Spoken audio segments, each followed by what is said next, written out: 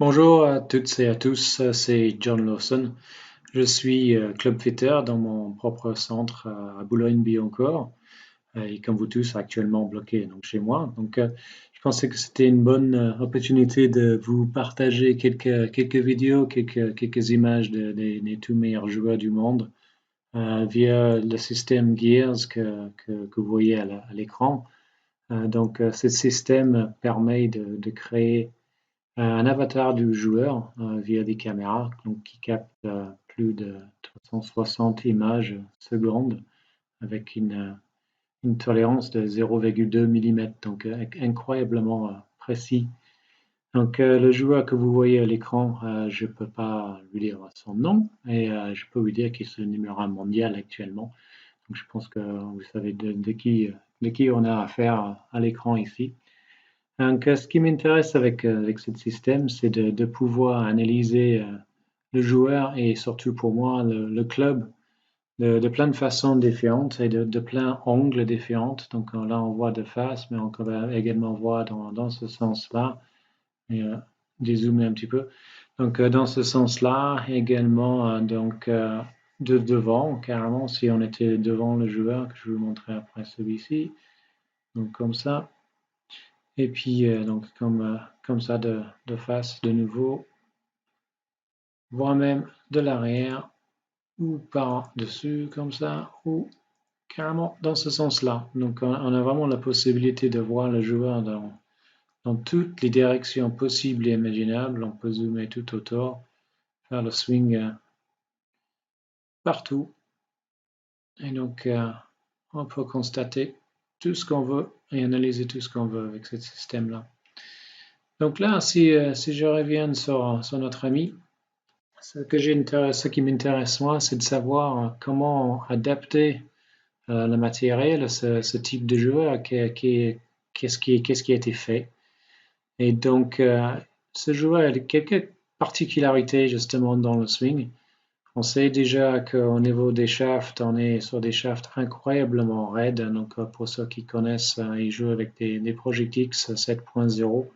Donc ce qui est l'équivalent d'un extra stiff, donc incroyablement raide, au-delà de 130 grammes de shaft. On est en train de bouger clairement un véritable bar, donc très lourd, très raide. Donc ça, c'est une des choses. La chose qui m'intéresse le plus ici, on sait que ce shaft, il est raide, mais si on regarde exactement à l'impact, par exemple, on peut regarder très exactement comment ce shaft bouge. Et donc là, si on zoome un tout petit peu ici, on peut voir qu'il y a très peu de déformation. Donc ça, c'est ce qu'on va appeler de déflexion, donc déflexion positive. Donc le shaft, il est légèrement, la tête, elle est légèrement devant le shaft à l'impact. Donc ça bouge très peu. Et ça, c'est mesurable. Là, on peut le mesurer à 5 mm, donc ce qui est inexistant. Donc en gros, le shaft ne bouge pas du tout. Donc quelque chose de très raide.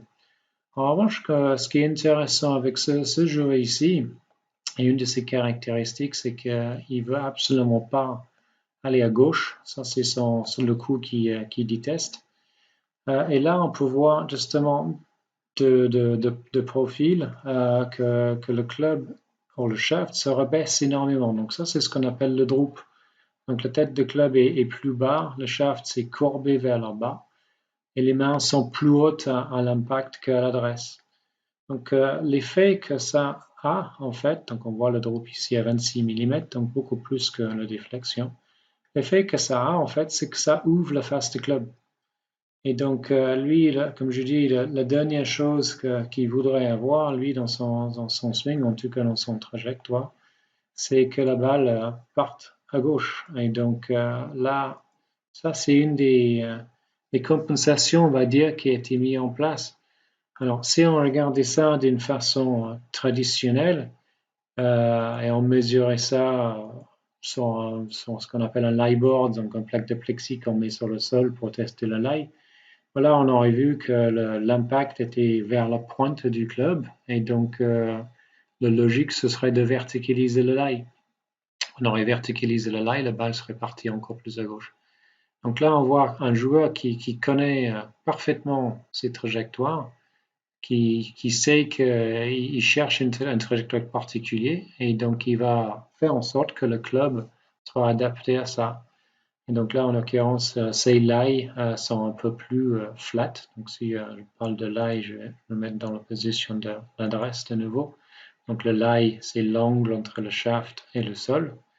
Et donc les lies de ce joueur-là sont un petit peu plus à plat, ce qui est également la caractéristique de faire en sorte que la face de club se referme moins.